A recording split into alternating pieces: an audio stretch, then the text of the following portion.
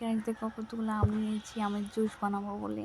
তারপরে আমরা বিকালে কোমরে ডাঁটা শাক আনতে আনছি পাস্তা, সন্ধ্যা হয়ে গেছে, পাস্তা বানাবো বলে কড়াই বসিয়েছি। তারপরে পাস্তাও বসিয়ে দিয়ে কে পাস্তা খেতে ভালো পাও কমেন্টে জানাই তো আমারে।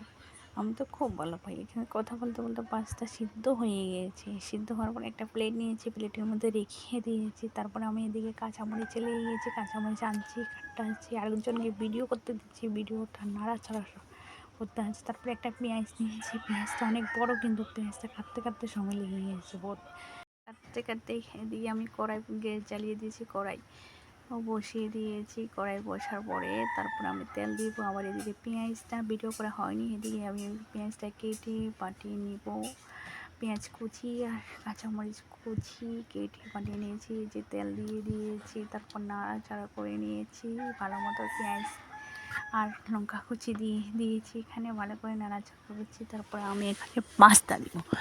পাস্তা দেওয়ার পরে আমি ভালোভাবে নাড়ে চড়ে নিব, ভালো করে নেড়ে চেড়ে পাস্তাগুলো দিয়েছি। তারপর হলুদ লবণ দিয়েছি, ভিডিওটা করা হলো না। তারপরে এদিকে দেখে নাও, হলুদ লবণ দিয়ে পরে একটু কড়াইয়ের মধ্যে পাস্তাগুলো লেগে গেছে। তারপরে এদিকে পাস্তা হয়ে গেছে, ওদিকে তো আমি আবার জুস বানাইতে দিয়েছি। জুসগুলো বানাইতে হবে, জুস গ্রাইন্ডারের জুসগুলো করতে আছে। তারপর জুসও হয়ে গেছে, তারপরে ফ্রিজে রাখা হয়ে গেছে। তারপরে কেমন আছো তোমরা? সবাই ভালো আছো তো? টাটা, কালকে আবার দেখা হবে, বাই।